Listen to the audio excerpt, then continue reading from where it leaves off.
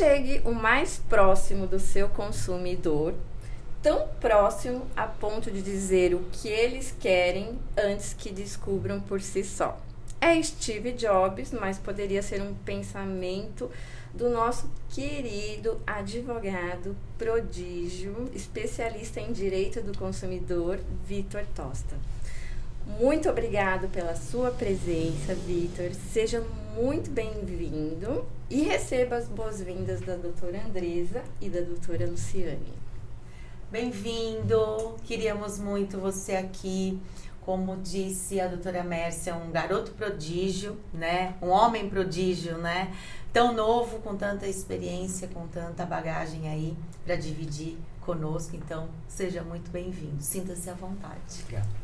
E acho que eu posso te chamar assim, né? A gente já se conhece um bom tempo. Seja muito bem-vindo, né? Ressaltando aí as palavras da doutora Mércia, da doutora Andresa, a gente já estava querendo você aqui há um bom tempo pela sua história, né? Por ser uma pessoa tão novinha, com uma bagagem tão importante, tão bacana o seu trabalho. Muito obrigada por ter vindo. Muito obrigado, pessoal. Eu que agradeço. Meninas, né? Chamo vocês de meninas. Melhor, vamos começar bem, Vitor. Meninas. Então, somos todos jovens. E assim, de verdade, quando eu recebi o convite de vocês, eu fiquei muito feliz. E estar aqui com vocês, de fato, é algo muito importante para mim. Eu gosto sempre de participar de podcast. A gente vai trocando ideias. Então, acredito que hoje estar aqui com vocês... Hoje é um pouco diferente, porque os que eu participei era só uma pessoa. E aí hoje eu estou aqui com 3 feras, então acredito que vai ser muito bom, muito produtivo esse nosso bate-papo, tá bom? Vitor, nos conte, doutor Vitor, nos conte um pouco da sua trajetória e por que o direito do consumidor?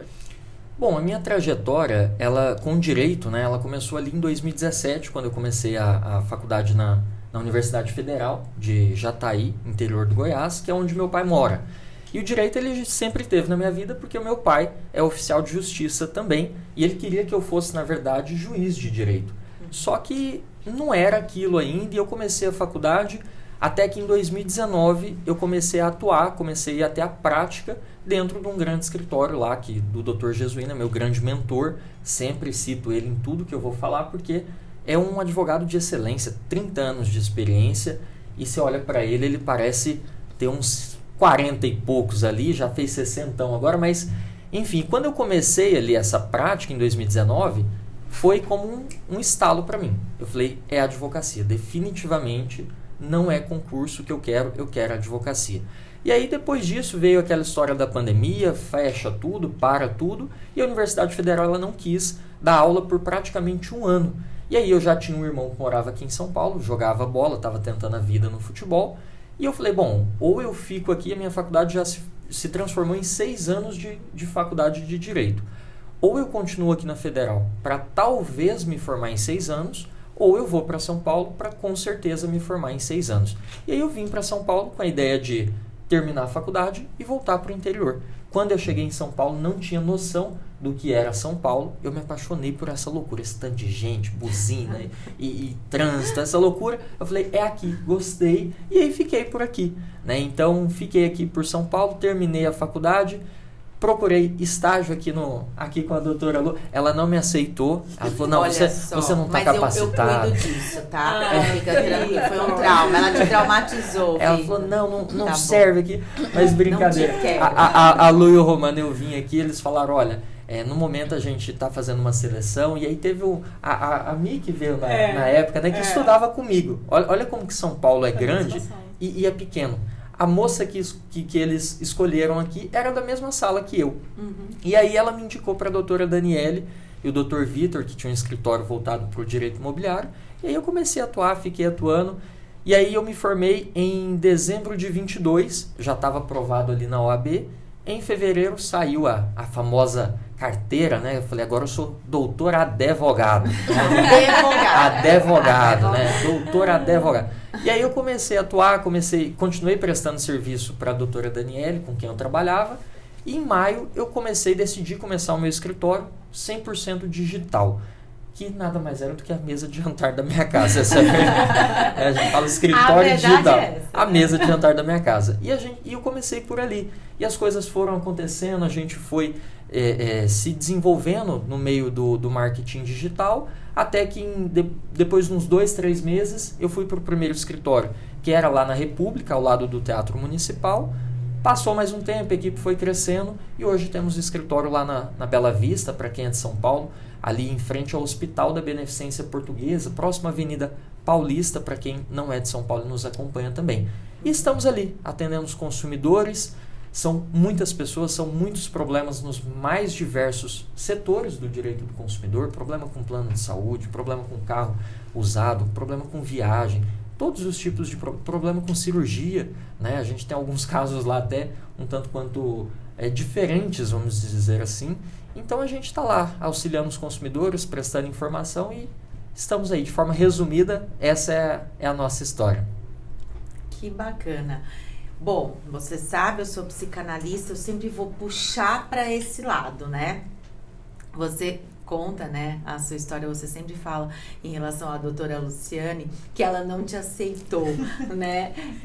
Eu sei que é uma brincadeira, mas de fato aconteceu, né? Ela não te aceitou, né? No foi fim verdade. Na verdade, deixa eu explicar. Deixa ela explicar. Porque parece que eu sou a grande vilã da história. Não é. Na verdade, já tinha, né, como ele mesmo colocou, a Mi, que é uma pessoa que eu tenho um carinho muito grande até hoje, né? Ela já tinha vindo antes, né, pra cá, feito a entrevista e, consequentemente, na sequência da entrevista dela, ele veio, né? E por coincidência a gente descobriu que eram da mesma sala, né? E por uma questão de necessidade e urgência, né? A gente acabou contratando a Mi e eu indiquei ele pra Dani, né? A Dani até deve ter falado isso pra você, que eu falei, cara, eu tenho um menino fantástico que veio aqui. Fica eu só não aí peguei com porque eu tava ele. entre dois fantásticos, porque a Mi também era fantástica, né? E aí acabei indicando ela, falei, ó, segura esse currículo aí, que esse é o cara, segura ele aí, que eu já tenho uma aqui. Então, foi isso, mas assim, uma honra, eu sou muito feliz em ter você no meu hall, assim, e ver a sua evolução, lá com a doutora Daniele, que é outra querida também, que a gente acabou começando juntas, eu e ela, de uma certa forma, né? E assim, foi muito bom essa experiência, né? E ainda bem que eu te recusei, né? Porque você hoje tem parceria com a Dani, né? Exato, e eu falo assim brincando, mas de fato a Lu e o Romano foram pessoas muito importantes para mim aqui em São Paulo, porque aqui em São Paulo até hoje eu tenho são 3 pessoas, eu e mais 3 pessoas na minha vida, que é a minha esposa, o meu irmão e a esposa. Então a gente não tem família, não temos ninguém, né? E quando eu vim aqui para essa entrevista com eles, é aquela história, né? Acaba que quando a gente decide uma coisa, automaticamente a gente está recusando a outra, mas não no sentido pejorativo disso. E a gente sempre faz essa brincadeira, mas eles foram muito importantes e por isso que a gente tem esse contato até hoje, porque realmente eles abriram uma porta para mim, que depois abriu outra e chegou outra. Então eles tiveram assim um acesso para mim muito importante aqui em São Paulo, porque certamente eu não teria conhecido a Dani, não teria conhecido o Vitor, que depois se transformaram em outras portas também. Exatamente isso, né? Que eu ia comentar. Dadas as devidas explicações, ela esclareceu. É bem isso que você falou, né? A gente tem tendência a não viver no nosso momento presente. Tirando a brincadeira, aquilo naquele momento pode não ter sido bom para você. E olha o que você mesmo colocou, né? Aquele não naquele momento, né? Mesmo com a explicação da Lu, para você pode ter dado uma dorzinha. E olha para onde você foi levado. E olha o que você fez e você voltou para aquele não. Né? Então hoje vocês são parceiros, sim, vocês são colegas de trabalho, vocês são amigos pessoais.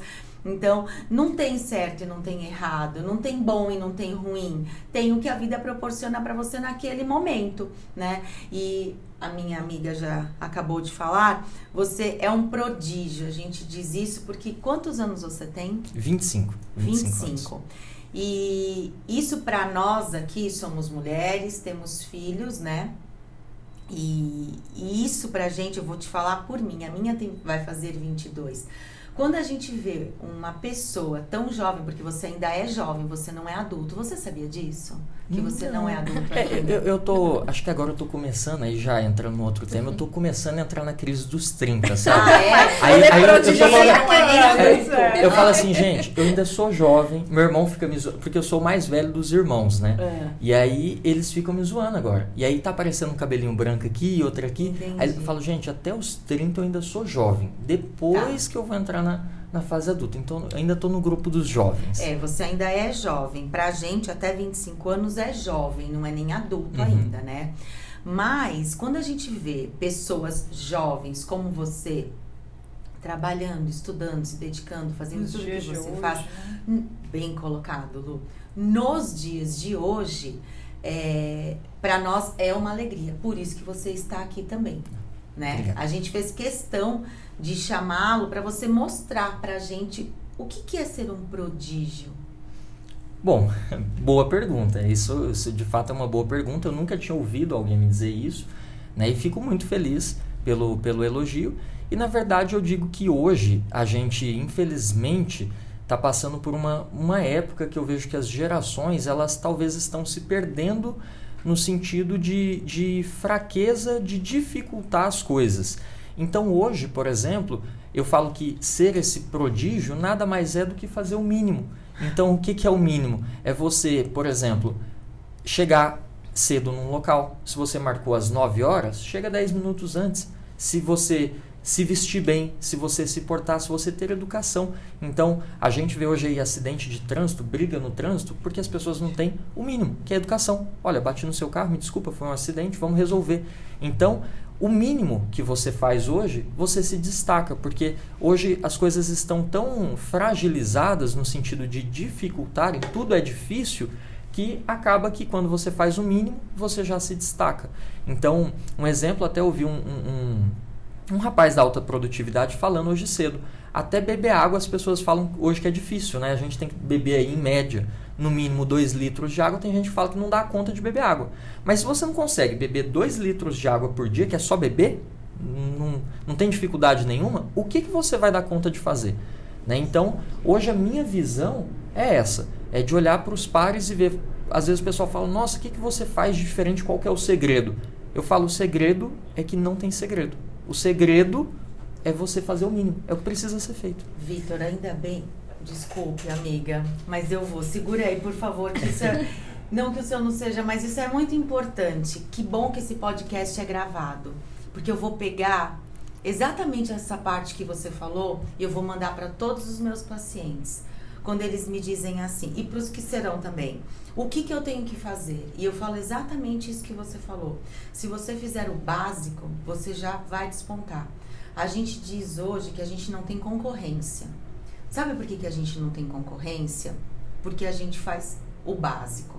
Quem faz essa receitinha do que você falou, do beber água, do tentar comer mais limpo, né? De você procurar fazer aquelas coisas que são comuns a todos os seres humanos. Você já se diferencia. Então você não precisa chegar, eu falo muito isso, né?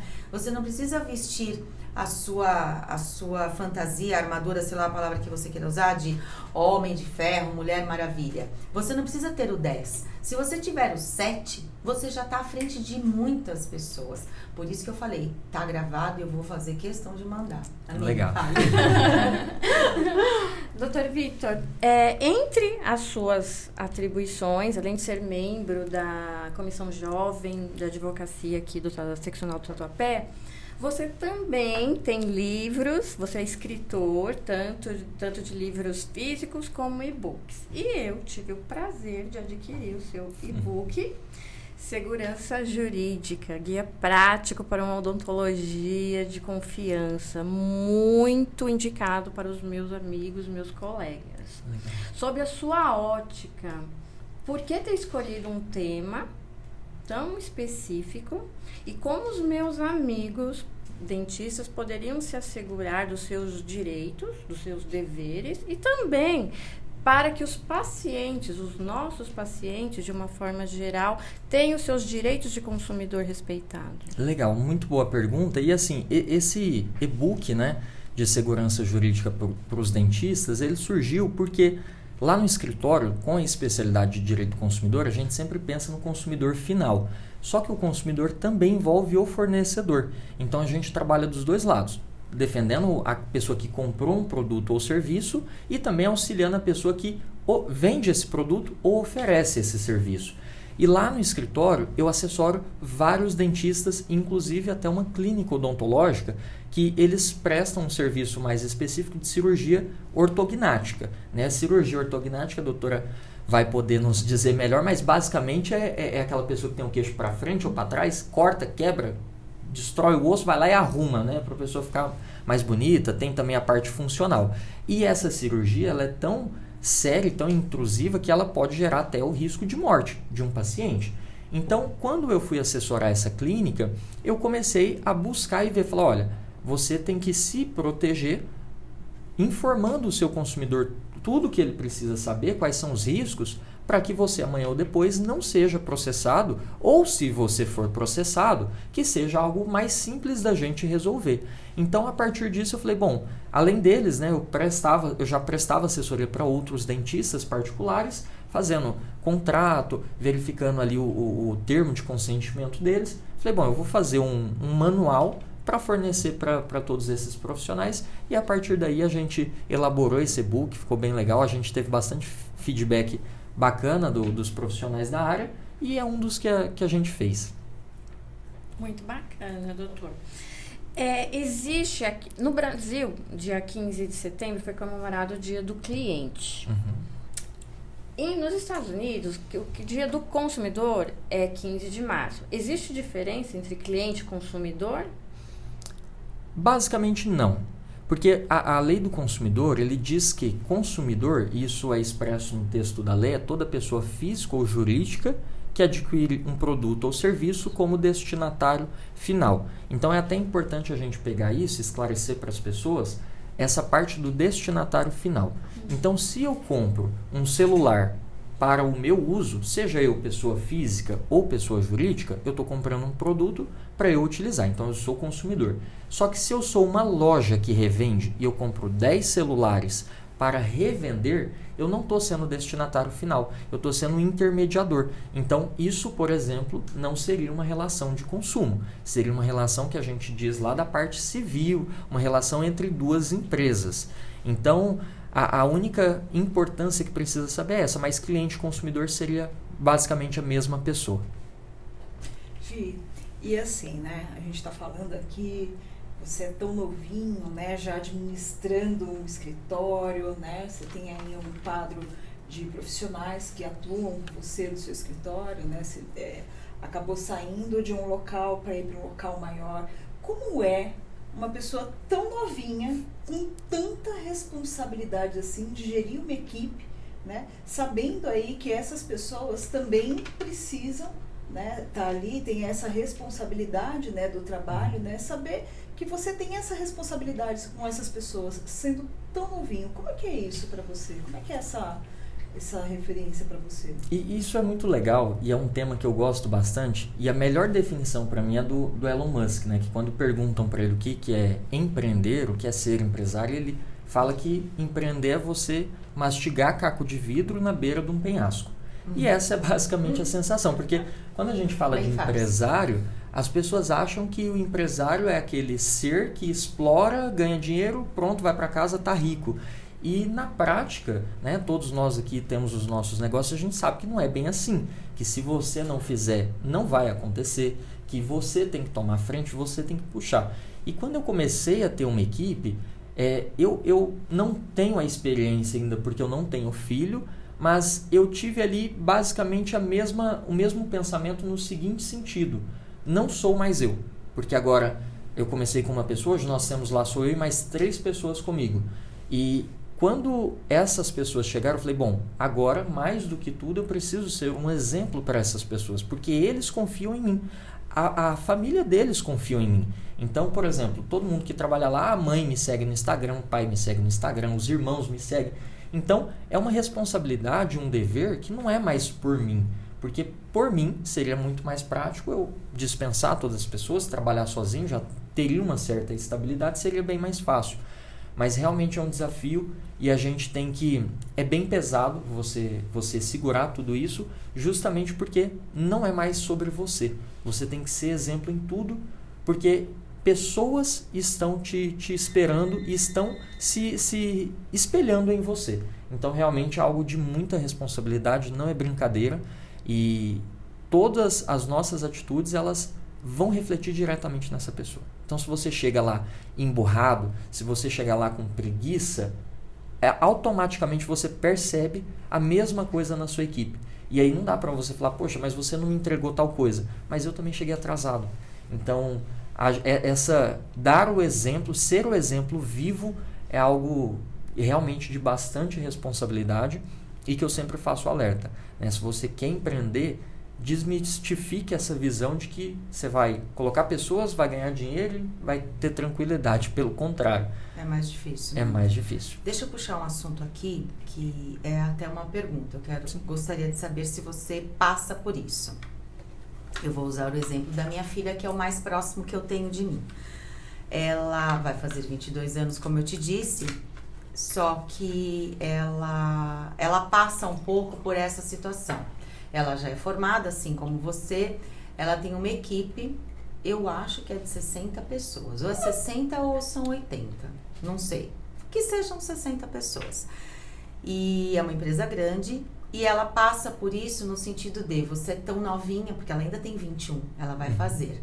Então, como que uma garota, uma menina de 21 anos é minha chefe? Então, ela passa por isso diariamente. Você sofre esse tipo de preconceito pela sua idade? Nossa, mas você é tão jovem, o que você sabe? Sim, e isso é muito comum. Né? Na verdade, a gente vê no mercado vários tipos de preconceitos. Né? A gente sabe, e isso é real, que existem preconceitos, por exemplo, em relação a sexo. Sim. Nossa, mas você é mulher, Na advocacia a gente passa muito isso. A gente tem advogados, por exemplo, que ele só respeita quando ele vê a figura de outro advogado do outro lado.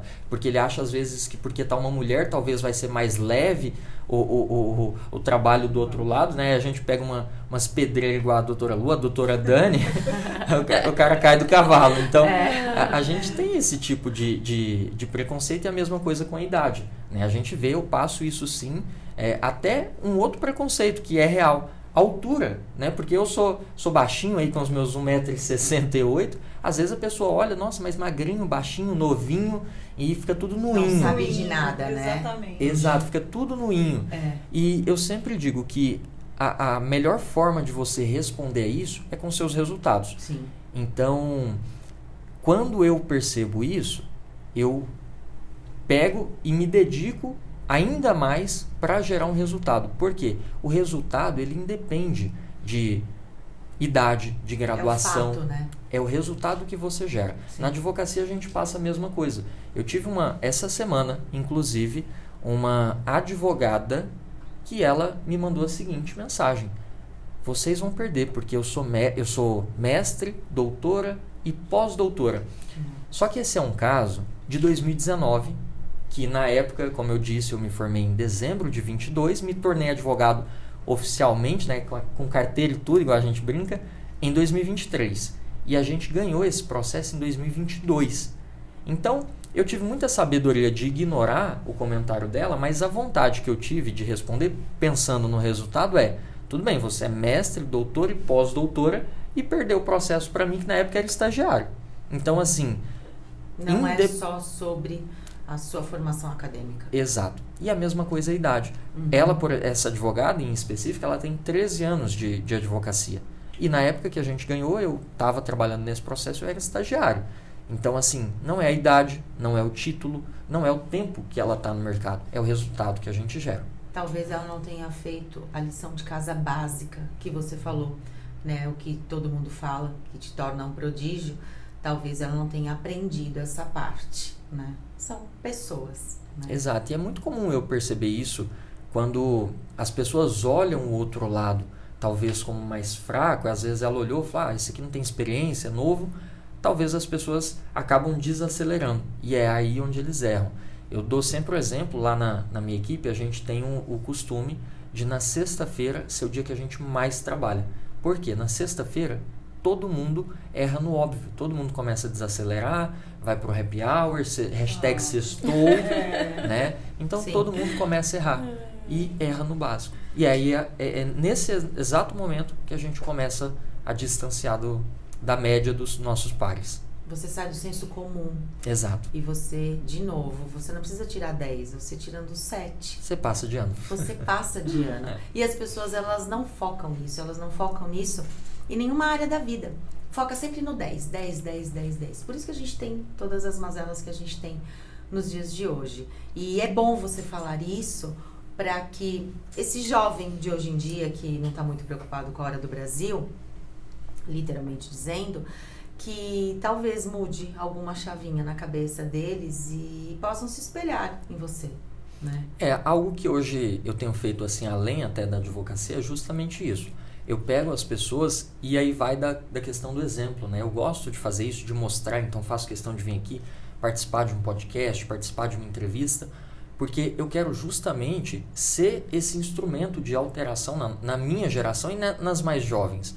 De eles ter uma referência, de olhar e falar, não, dá para fazer mesmo sendo jovem, mesmo não tendo tanta experiência, dá para fazer. E aí eu sempre estou incentivando, participo. Lá no escritório, o pessoal da OAB do Tatuapé, inclusive, depois a gente compartilha o vídeo, fica o convite, eu já fiz mentoria com advogados da OAB do Tatuapé que eu faço parte. Falar, não, vem no meu escritório, vamos tomar um café e a gente passa, eu apresento para vocês como que a gente pode evoluir e crescer com o desenvolvimento pessoal mesmo, com o desenvolvimento profissional, porque dá para fazer, é só fazer o mínimo, dá para fazer. Doutor, como empresário, né, e como especialista em direito do consumidor, eu acredito que você não tenha visto algum caso de algum empresário que tenha falado para você, eu preciso me recusar a atender esse cliente, esse consumidor. De que maneira eu posso recusar o atendimento a esse consumidor, ou a lei do consumidor não me permite para isso?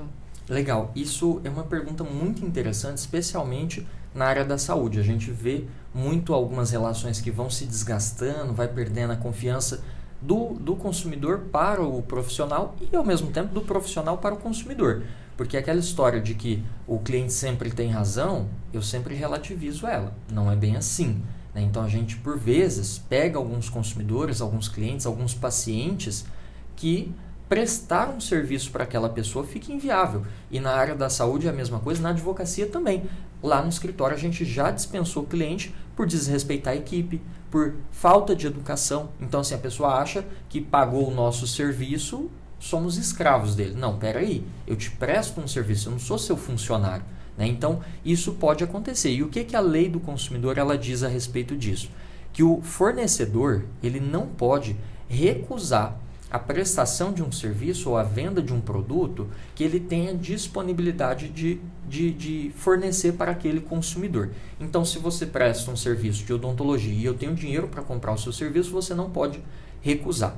Só que essa lei ela tem algumas ressalvas lá no próprio Código de Ética da Odontologia, assim como outros códigos de éticas, que lá da odontologia tem uma ressalva de que se a confiança foi perdida, o respeito foi perdido, você pode justificar e pode dispensar aquele paciente. Então, a dica que eu dou para o fornecedor, para o empresário, para o prestador de serviço, é que sempre que acontecer essa situação, que você registre muito bem o motivo do cancelamento, do encerramento daquela prestação de serviços. Então, deixar isso de forma clara e transparente. Olha, por exemplo, na odontologia também é uma realidade, e eu sei disso porque dentistas já me passaram, por vezes, especialmente jovens dentistas mulheres, sofrem com assédio de pacientes. Às vezes está ali dentro da sala, só ela e o paciente, tem um certo assédio. Então, por exemplo, quando acontece isso, você registra, você deixa muito transparente,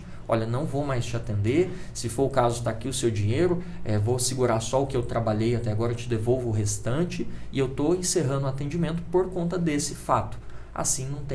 não tem nenhum risco para o profissional. O código de ética, seja de atendimento de pacientes ou de atendimento a clientes, ele se sobrepõe ao código do consumidor ou não? Andam paralelo? Eles, dentro do direito, a gente tem o que a gente chama de hierarquia das leis, né? Então, a gente tem lá a famosa Constituição, que seria a maior lei do nosso país, e depois vem algumas outras leis federais, que vem, por exemplo, o Código de Defesa do Consumidor. O Código de Ética, ele estaria nessa pirâmide, nessa hierarquia, abaixo do Código de Defesa do Consumidor, pela via de regra. Só que no direito, a gente sempre tem a frase que a gente fala do depende, né? Então, assim, cada caso concreto, cada caso específico vai depender. Então, por essa hierarquia, o Código de Defesa estaria acima. Mas quando acontece uma situação, como eu dei o exemplo de um assédio, por exemplo, não é porque o Código do Consumidor fala que você tem que atender que você vai ter que atender. Porque você tem um código de ética, por mais que na pirâmide ele estaria abaixo, ele vai ser aplicado sim. E é engraçado, né, Vi, você falando todas essas colocações, né? A gente percebe o quanto você é apaixonado pelo que você faz, né? E o quanto você transmite essa sua paixão, né, nas conversas, na roda de network, né, nas próprias postagens que você faz, né, que é sempre, às vezes acontece alguma coisa do seu dia a dia e você, olha, aconteceu isso, como foi aquela situação, quando, né, que acontece bastante com a gente advogado, talvez com vocês também da área de odontologia, da área da psicanálise, né, que atendem pacientes, né, da pessoa usar o teu número indevidamente para ficar aplicando golpes por aí, né? E a gente percebe o quanto você é apaixonado, o quanto você vai atrás, né? E traz isso, né? Como uma motivação mesmo para aquele que está começando, olha, é possível, né? Porque a gente tem também muitas pessoas que elas acabam, mas é tão, nossa, o mercado está tão ruim, né? Como é que você lida, né, com esse tipo de comentário, né, quando as pessoas falam, o mercado está muito saturado de profissional, porque está saturado para mim, para você, para todo mundo, mas tem um diferencial aí, né? Como é que você enxerga isso? Eu adoro quando a pessoa fala isso, porque eu vejo sempre como, eu falo que assim, os nossos maiores sabotadores somos nós mesmos. Exato. Então, quando a gente pega e fala, não, mas eu não dei certo na advocacia porque a advocacia está saturada. Tem 1 milhão de advogados, 2 milhões de advogados no Brasil. Mas existem alguns advogados que dominam o mercado. Então, por que que ele domina o mercado e você não consegue ter 1, 2, 3 clientes? Será que o problema de fato está na advocacia ou o problema está em você? E para lidar com isso, eu sempre parto do pressuposto de que o problema é meu.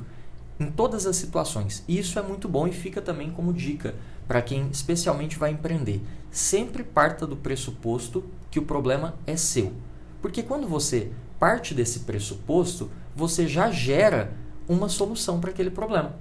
Então, quando você já gera uma solução para aquele problema, a verdade é que não interessa se o problema era seu ou se de fato era da advocacia, porque ele já foi solucionado. Então, eu tenho esse pensamento, olha, o mercado está saturado, tudo bem. Como, por exemplo, quando eu passei na Federal, a gente faz a prova do Enem, e aí o pessoal faz aquelas estatísticas, né? Não sei quantas concorrências por vaga. Eu falei, eu só preciso de uma. Então, se tem 10 vagas, os outros 9 que se virem, porque uma já é minha. Só quero uma. Eu só quero uma. E é isso que você está falando, porque assim, de novo, né, é o básico. Eu acho que a gente vai falar muito sobre o básico. As pessoas se preocupam muito com o por fora, o que o outro vai pensar de mim, como que eu vou fazer, mas elas se esquecem do básico, que é cuidar delas. Então, a hora que você faz a sua receitinha, que você bebe sua água, que você come o mais limpo que você conseguir, que você minimamente estuda para alguma coisa, se dedica, você consegue. É impossível você ter uma dedicação da forma como a doutora Luciane colocou, que você tem, a gente vê isso, e você não conseguir algo, né? Algo. Eu falo sempre, eu ouvi isso essa semana de uma paciente, ela falou assim, Andresa, é difícil, né? Eu falei, por quê? Ela falou assim, porque você não dá uma resposta objetiva e nem faz uma pergunta objetiva. Pensei, tá chamando a minha atenção, né? Mas é verdade. Porque, e você também, tô falando que você faz a mesma coisa que eu, tá, Vitor? Porque o que acontece? Essa paixão que a gente coloca, que você não só responde objetivamente sim ou não, você explica. Eu não sou advogada, não entendo nada de direito, já entendi um monte de coisa aqui, né? Por quê? Porque você explica para leigos. É o que eu falo quando eu explico da psicanálise, né? Que todo mundo fala, ela só fala de Freud. Eu falo, mas eu traduzo, entende? Eu não fico falando aqui termos que as pessoas que não estudaram a psicanálise não irão entender. Então, de novo, Victor, é o básico. É o básico de falar, cara, ó, eu faço. É isso. É o básico. E isso é muito legal porque na neurociência a gente tem um cientista que o nome dele é Norman Doidge, que ele escreveu um livro excelente que se chama O Cérebro que se Transforma. Um livro chato para quem não é da área, grosso o livro, não acabava nunca aquele livro. Só que ele explica um negócio que se chama neuroplasticidade. E de forma muito resumida é o quê? É que quanto mais a gente usa, melhor a gente fica. Então às vezes você fala assim, você olha para aquela pessoa e fala, nossa, o que ele faz é fácil. Mas ele faz parecer fácil porque ele faz tanto aquilo que fica fácil. Né? E pensando nisso, quando eu li esse livro, foi um livro muito importante para mim também, eu comecei a pensar dessa forma. Bom, o meu cérebro, se eu sou capaz de pensar, ele é capaz de produzir. O que eu vou precisar fazer é o treino. Então, treinar eu vou treinar. E aí a gente vai se desenvolvendo, a gente se aperfeiçoa naquilo e funciona. Agora, o segundo ponto que eu gosto, que também é algo que eu trabalho, né, de explicar de forma clara, é porque dentro da advocacia, a gente ainda percebe que existe muito um pensamento antigo de que o advogado... Eu já vi esses dias uma petição de um advogado que estava escrito em latim, né? Nossa. Aí é um absurdo para nós, né? O advogado vai lá, escreve em latim e acha que aquilo tá legal, só que não faz sentido. Porque, primeiro, no Brasil a gente utiliza a língua portuguesa, então você não deve usar um latim, não é usado mais. E ele usa isso, percebe-se, como uma tentativa de demonstrar conhecimento. Só que o conhecimento, ele está na simplicidade. O próprio Leonardo da Vinci falava isso, que a beleza está na simplicidade. E pensando nisso, eu sempre gosto de traduzir. Né? E aí eu sempre dou um exemplo, a Lu vai entender melhor isso, mas essa semana mesmo eu recebi uma decisão de um juiz que ele colocou da seguinte forma, né? E aí vocês provavelmente não vão entender. O juiz colocou na minha decisão: indefiro o benefício pleiteado pelo requerente de assistência à justiça estatal, à justiça gratuita estatal. Vocês não entenderam provavelmente muita coisa. O meu cliente também não vai entender. Isso que eu falei para vocês, eu liguei para o meu cliente e falei assim, ô senhor João, ô dona Maria, deixa eu falar. O juiz acha que vocês estão com o bolso cheio. Sabe por quê? Ele não deu a justiça gratuita. A gente vai ter que pagar o imposto do estado de São Paulo e deu ruim, ó. Se não pagar, o processo vai ser encerrado e a gente perdeu. Então, tira um dinheirinho aí, ou então a gente entra com recurso para ir lá naquele prédio que fica ao lado da igreja da Sé para a gente brigar lá com os outros que entendem mais.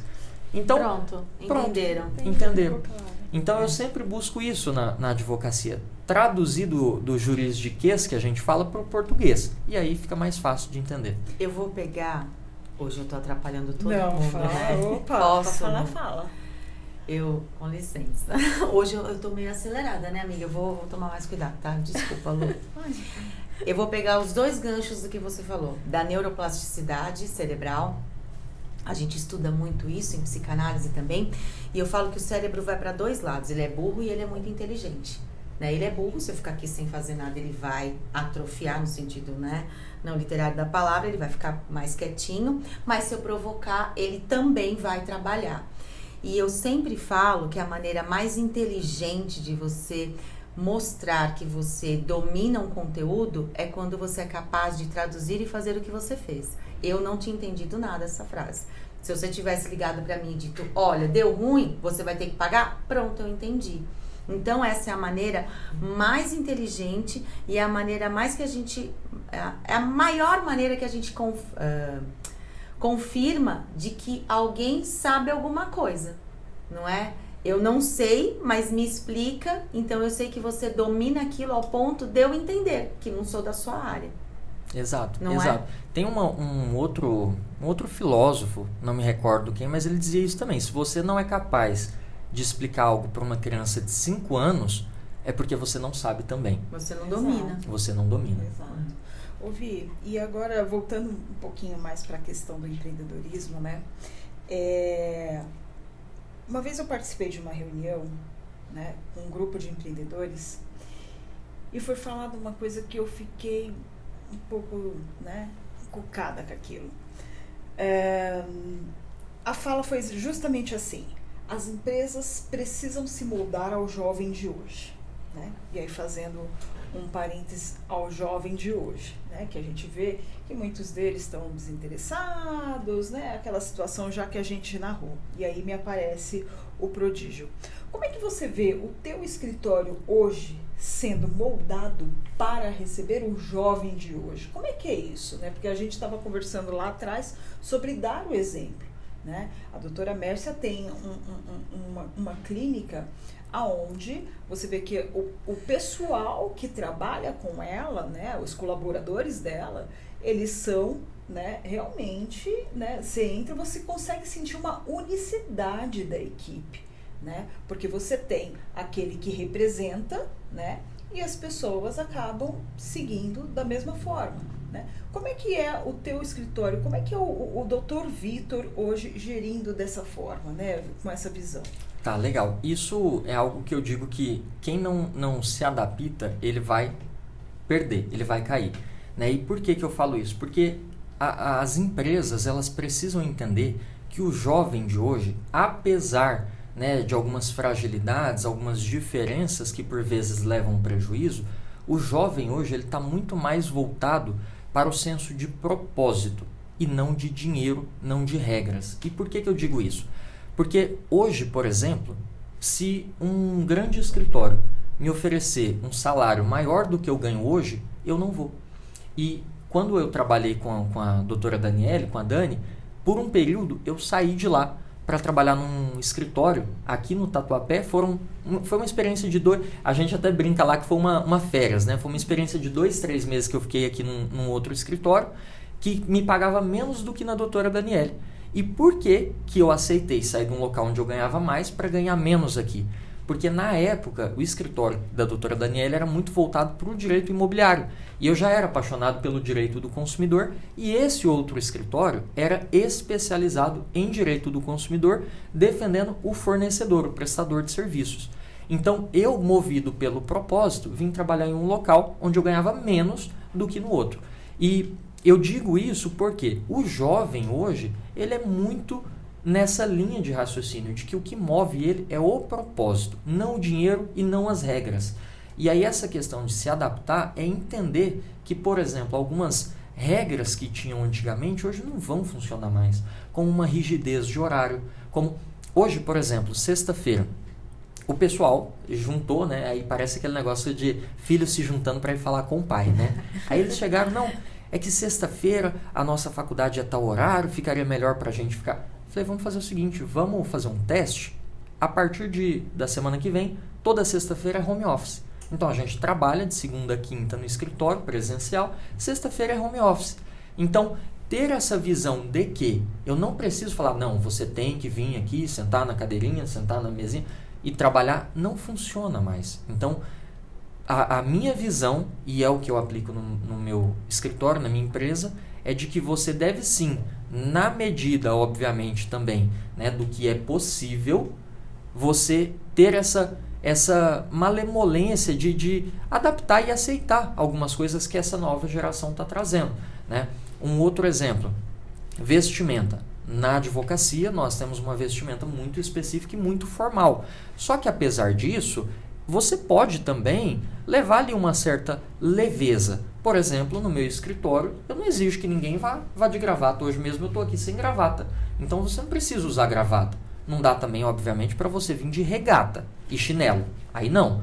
Mas você pode vir com uma camisa dobrada. Você pode vir com uma... Talvez na sexta-feira, às vezes que a gente se reunia, falava, vamos vir todo mundo de calça jeans, tênis e camiseta polo. Então, levar essas flexibilidades dentro, obviamente, do que é coeso, né, com a sua área de atuação, faz muito sentido e é o caminho que essa nova geração busca. Até por conta da produtividade, né? Exato. Porque a gente vê, principalmente depois da pandemia, essa questão do home office, você consegue descobrir quem é produtivo, quem não é. Porque a pessoa que não é produtiva, ela não é produtiva em lugar nenhum, né? E eu acho que é uma troca, né? Eu Exato. vejo isso como uma troca, né? Então, quando você também atua de forma a, vamos unir aqui, vamos ver o que a gente consegue fazer, que é as chamadas concessões, né? Eu acho que você também tem um pessoal mais voltado para o propósito, né? E também dando as mãos ali, né? Não, eu acredito nisso, eu quero seguir aqui também.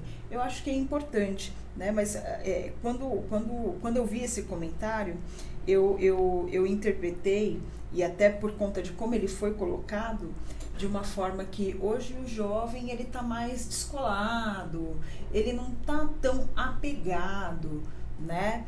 Então, que as empresas teriam que se adaptar ao ritmo de vida, à forma como ele entende as coisas, né?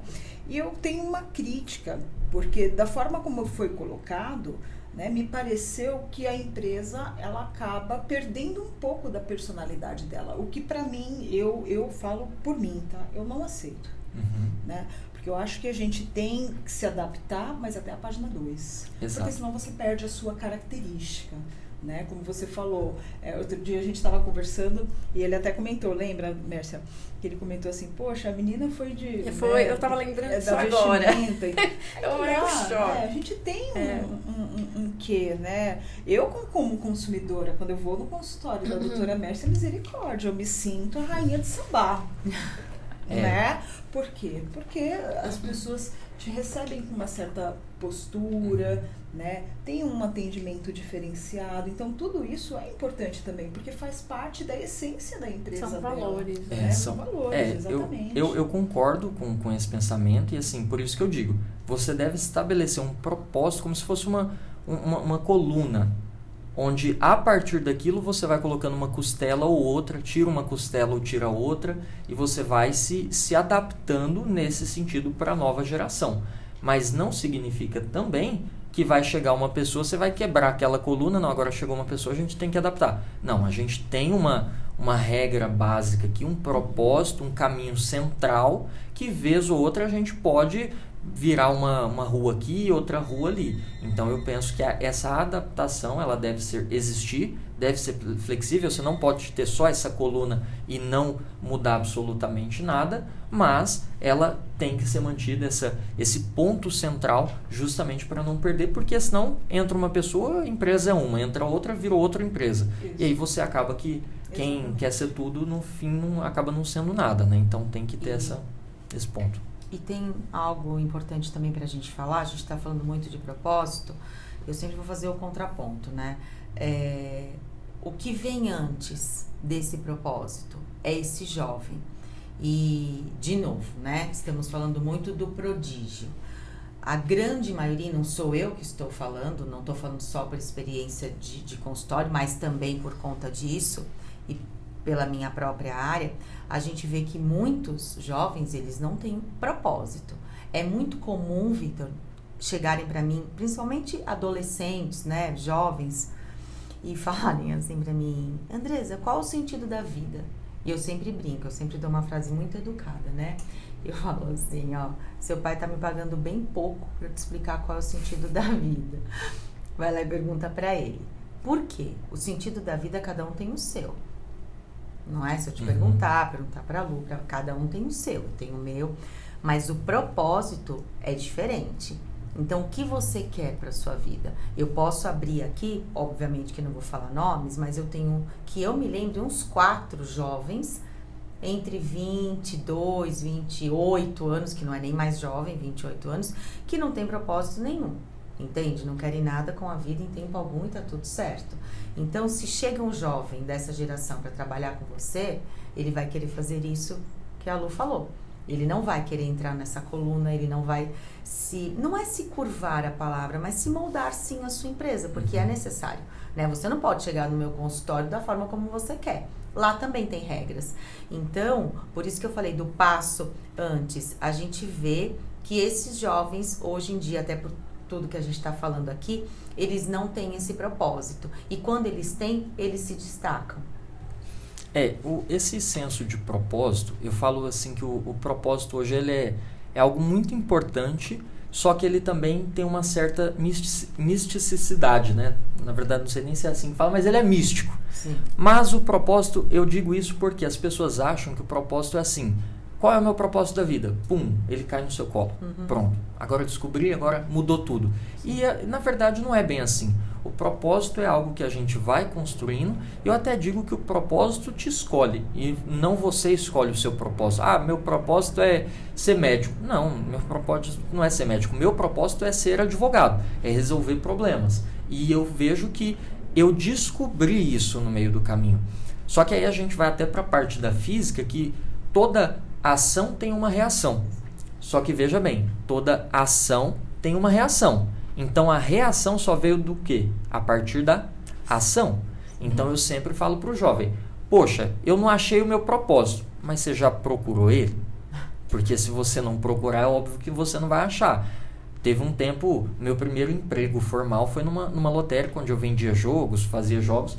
E aí uma vez um cliente, eu falei assim, vamos levar um jogo e tal? Não, nunca ganhei. Eu falei, e o senhor joga muito? Não, nunca joguei.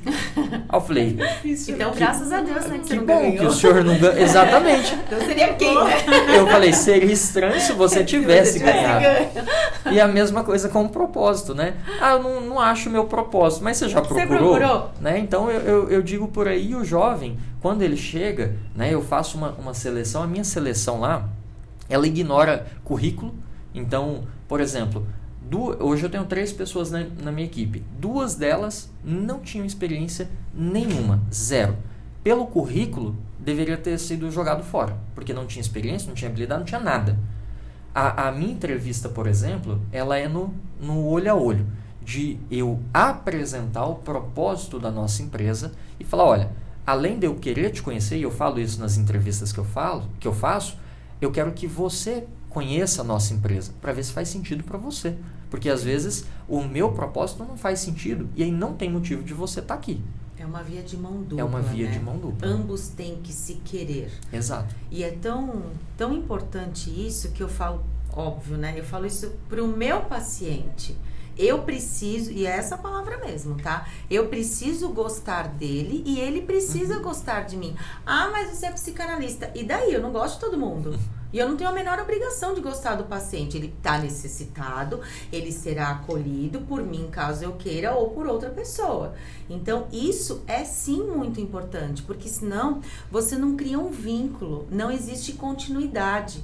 Como que eu posso atender uma pessoa que eu não gosto toda semana e ainda ajudá-la? Como que você trabalha com uma pessoa que não tem um encaixe com você, né? Exato. Como que você faz isso? Você não faz. Aí são aquelas pessoas que falam, eu detesto o meu trabalho, não sei porque que eu tô aqui, o que eu faço aqui, e vem aquela parte toda negativa. Por quê? Porque já começa de uma base ruim. Estou onde eu não quero. E assim, isso entra até num outro ditado que existe, né? Que fala assim, os opostos se atraem em questão de relacionamento. Eu falo, mentira. Quem falou mentira. Isso é tem algum... Eu acho que Tem a frase algum- tá errada, Tá né? totalmente... Não, ela tá totalmente errada. Porque, por existe. exemplo, quando eu me casei, quando eu procurei ali a minha esposa e a gente começou a ter um relacionamento, eu tenho 5 pilares na minha vida muito bem definidos. E eu olhei para ela e falei, bom, é muito difícil eu achar uma pessoa que tenha os mesmos 5 pilares. Isso é praticamente impossível. Mas eu vou procurar uma pessoa que se encaixa mais, justamente por conta do centro do propósito. Então eu olhei, eu, por exemplo, faço academia, treino, como direito todos os dias. Tem aquele dia do lanche, do não sei o quê, mas no geral, todos os dias eu estou na academia, todos os dias eu estou comendo bem. Ela, a mesma coisa. Ela competia crossfit na época. Família, que é um outro propósito para mim, uma outra base para mim. Ela é uma moça de família, respeita o pai, não chama senhor, senhora, pede benção, que é algo que hoje você não vê mais. Né? Então, assim, também era um propósito que estava alinhado.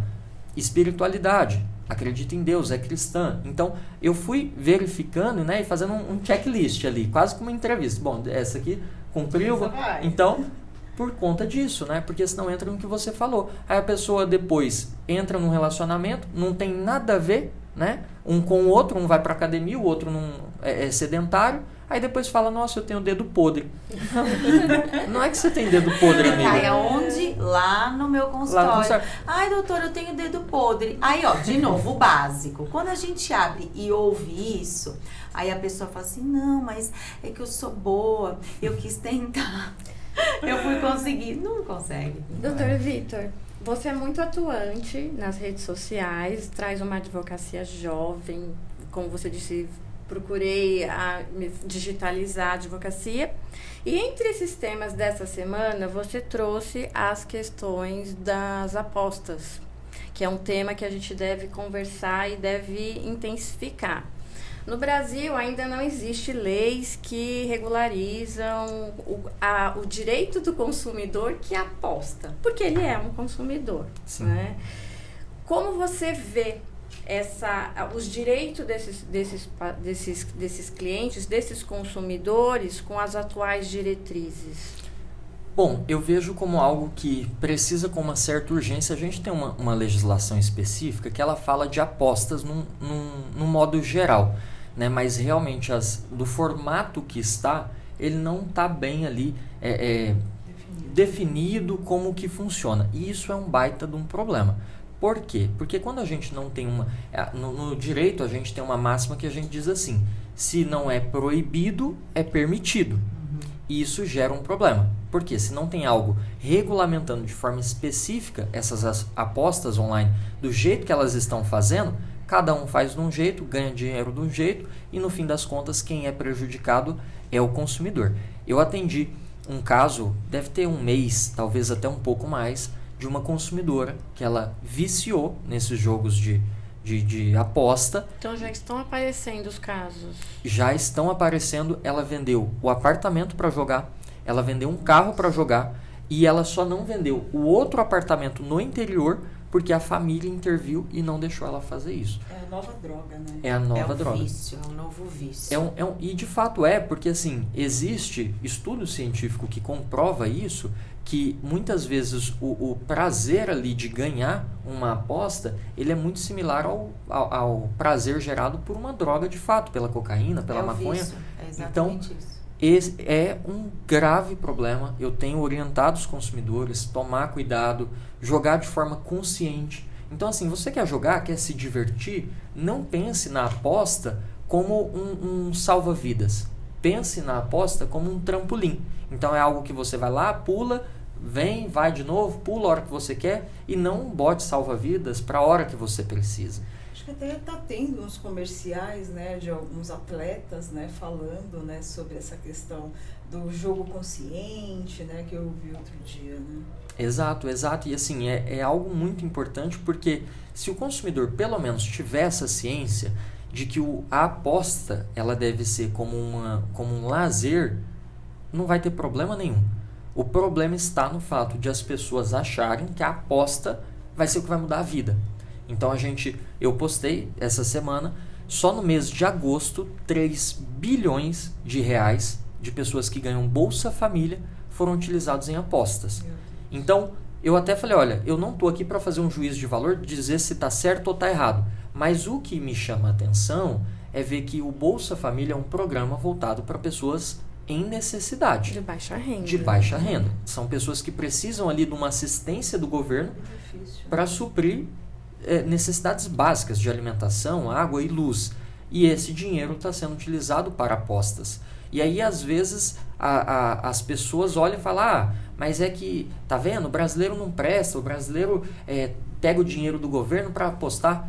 Mas pode ser que essa pessoa está fazendo isso porque ele fala, bom, a única chance que eu tenho vai ser por meio da aposta. Eu não tenho outra opção. Então eu vou apostar para tentar aumentar esse valor e tentar ter uma vida melhor. Então essa visão é o que gera o problema nessas apostas. E é um sistema apelativo porque une paixão pelo futebol, né? É algo que o brasileiro ele se toca, ele se vende, ele se entrega por uma questão. E também usa muitos ídolos, muitos atletas. Qual a responsabilidade civil desses influencers que pede para você apostar, que vai enriquecer rapidamente? Bom, essa responsabilidade vai depender muito da forma como essa publicidade é propagada pelo influenciador. Porque, veja bem, a partir do momento que eu sou contratado para ser um garoto propaganda, eu não tenho responsabilidade por aquela empresa, porque eu só estou fazendo um comercial. Então, eu não vejo uma responsabilidade aí. Agora, quando acontece isso, esse influenciador sabe e ele tem a consciência de que aquilo é porque tem muitas apostas, por exemplo, que o consumidor aposta, nem o dinheiro ele consegue sacar. É um golpe, é uma fraude. E quando o influenciador sabe disso e mesmo assim faz essa influência, aí eu entendo que ele poderia sim ser responsabilizado, tanto civilmente, né, que é a parte que a gente fala do dinheiro, como criminalmente. Tanto que a gente tem visto aí vários e vários grandes influenciadores tendo mandado de prisão, sendo presos por conta dessas apostas. E outra coisa que também é importante de ser dito, a gente está chegando ao final do nosso podcast, a gente está falando, né, nesse momento de aposta, mas isso tudo é um vício e ele sim é comparado com droga, com álcool, o próprio consumismo, é uma linha muito tênue. A mesma coisa eu falo assim para você: ah, doutor, eu bebo socialmente. O que é o beber socialmente? Para eu chegar, né, para o extremo é muito fácil, porque é uma linha muito tênue.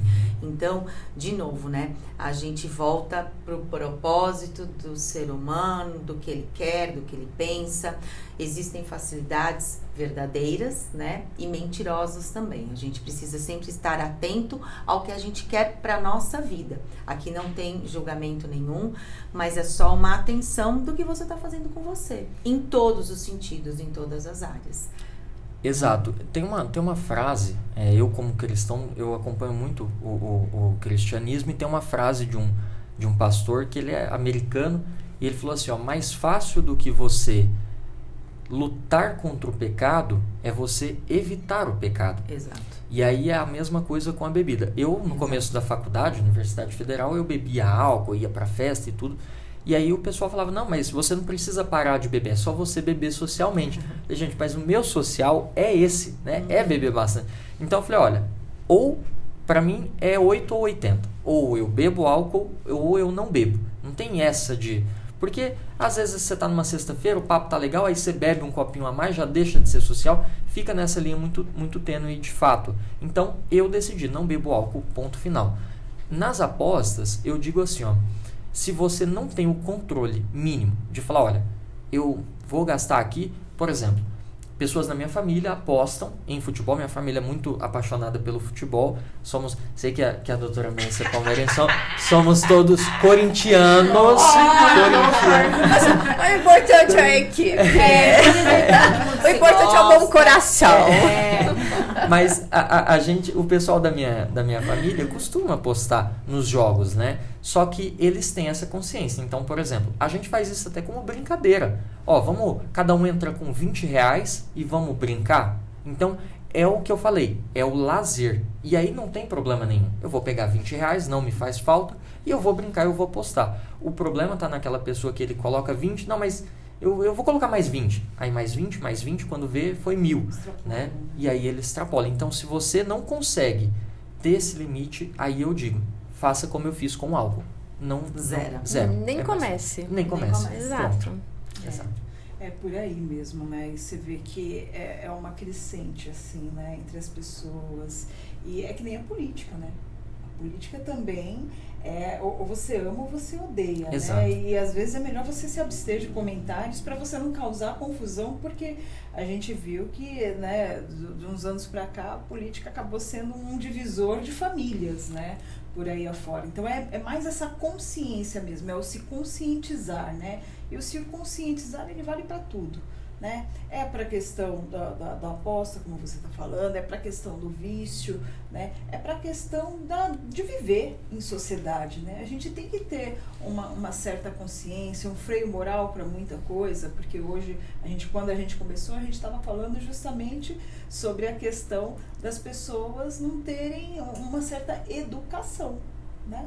E a educação, ela é base para tudo. E a partir da educação, você começa a se conscientizar para algumas coisas e a vida que segue, né? E isso tudo eu resumo numa frase que eu gosto muito também. Não me lembro quem disse, porque eu sou péssimo com nomes, isso é uma curiosidade. Eles procuram no Google.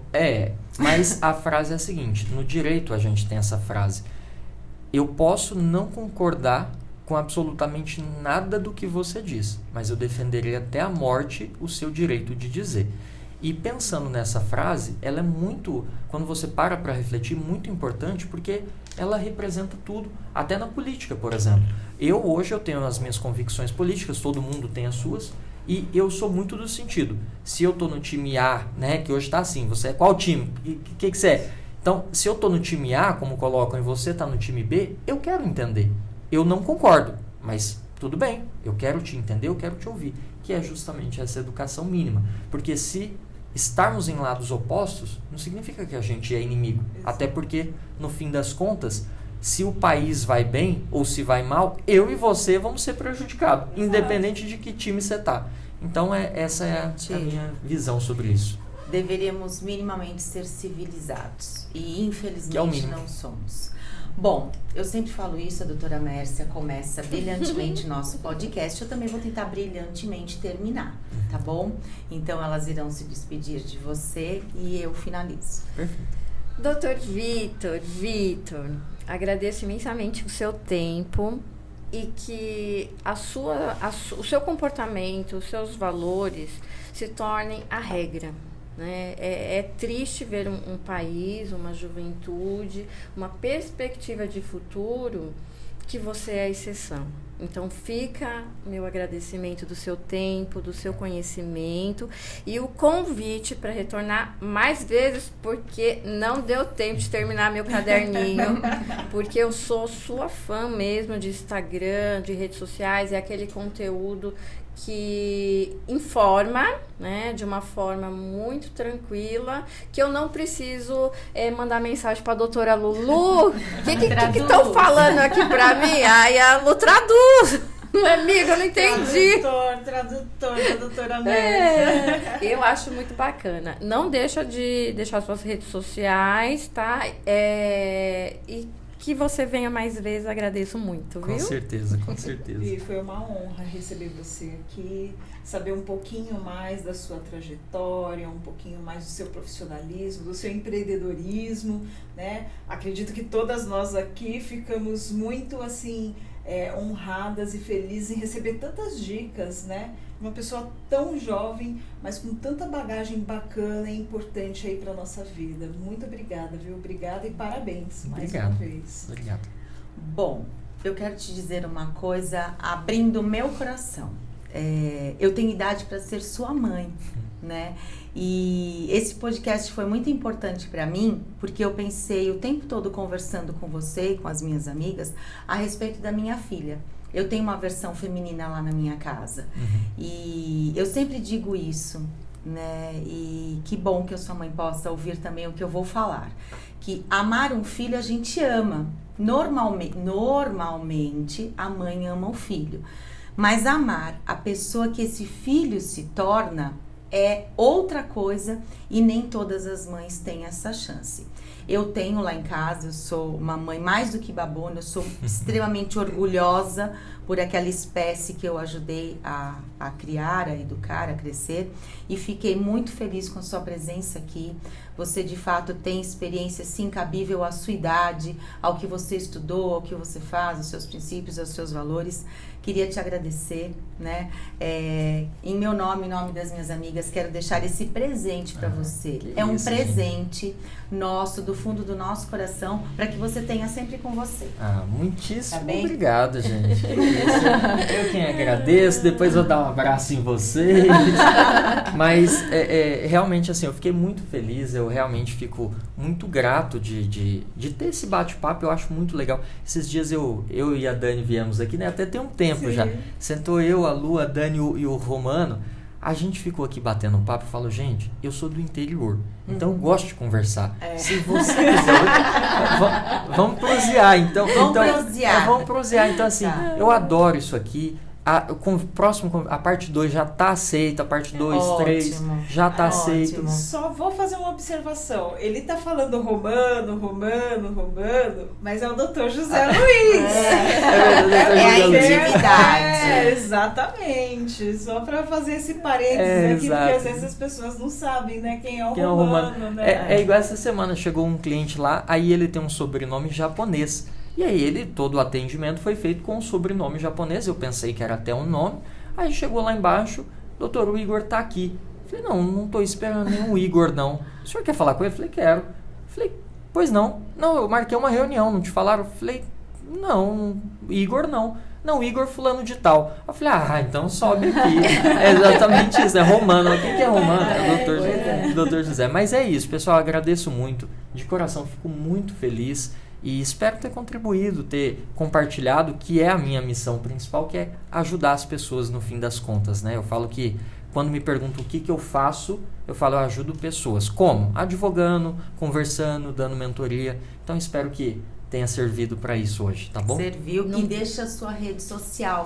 Minha rede social é ADV Victor Tosta em todas as redes sociais. No Instagram, no TikTok, no Facebook, LinkedIn e... São essas que temos, né? O X foi derrubado, né? O Twitter foi derrubado. Então, por enquanto, só essas outras. Vai ter que ficar essa pauta para próximo podcast. É assunto legal. Livre-arbítrio no Estado, como é que é? Assunto legal. Fica para próximo. Exato, mas é isso. Lá eu compartilho bastante conhecimento, bastante vídeo, sempre de forma fácil e simples de ser entendido.